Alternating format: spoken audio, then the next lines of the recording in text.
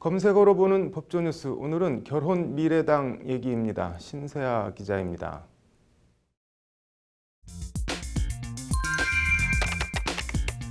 오늘 오전 포털 사이트엔 이색 실시간 검색어가 상위권에 올라왔습니다. 바로 결혼미래당이라는 검색어입니다. 얼핏 보면 바른미래당을 패러디한 건가 싶기도 한 이 결혼미래당은 결혼정보회사 업체 대표 이용진 씨가 창당을 선포한 비례정당의 이름입니다. 대한민국의 낮은 결혼율과 초저출산 문제를 해결하겠다며 오늘부터 결혼미래당 창당 발기인 모집에 나서며 네티즌들의 눈길을 잡아끈 겁니다. 결혼하지 않고 아이를 낳지 않는 심각한 사회 현상 해결을 최우선 과제로 여성과 청소년, 가정 문제 전문가들로 이루어진 현실 맞춤형 정당 활동을 펼칠 것이라는 게 이 대표의 출사표입니다. 이를 위해 결혼미래당은 전 국민 결혼정보 서비스 무료 제공, 3천만 원의 결혼 장려금 지원, 신혼부부의 최장 10년 임대 아파트 제공 등의 장밋빛 공약을 내놨습니다.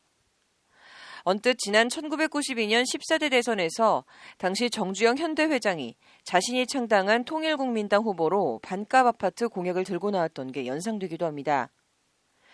아무튼 내년 총선에서 350만 표 이상 득표, 비례의석 6석 이상 당선이 결혼미래당 이용진 씨의 목표입니다. 결혼미래당의 등장은 지난 27일 국회 본회의를 통과한 준연동형 비례대표제 도입을 골자로 한 공직선거법 개정안과 무관치 않습니다. 3% 이상의 정당 득표율만 올리면 비례대표 의석수를 배분받아 국회에 입성할 수 있게 되면서 특이하고 이색적인 군소 미니정당 창당 바람이 일고 있는 겁니다. 현재 핵 확산 금지 조약을 탈퇴한 뒤 핵무기를 제조해 남북한 핵 균등을 유지하겠다는 핵나라당이 창당을 앞두고 있고 기본소득제를 전면에 내세운 기본소득당이 창당 준비 작업에 한창입니다.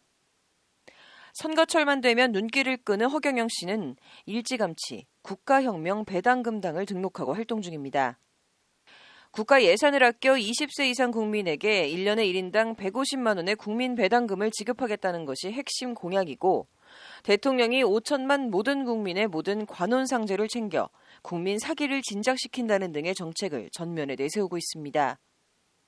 하지만 실제 이들 이색 정당들이 내년 총선 포스터에 번호를 부여받고 이름을 올릴 수 있을지는 미지수입니다.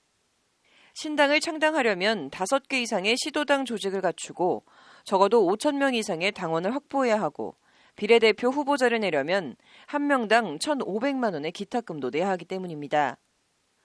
이런 가운데 자유한국당은 비례용 위성정당을 창당해 선거에 내보내겠다고 공언하고 있고 관련해서 누군가는 비례한국당이라는 이름을 벌써 잽싸게 선점했습니다. 선거법 개정안 취지를 무력화하는 뛰는 놈 위에 나는 놈, 나는 놈 옆에 붙어가는 놈이라는 세간의 우스갯소리가 절로 떠올려지는 풍경입니다.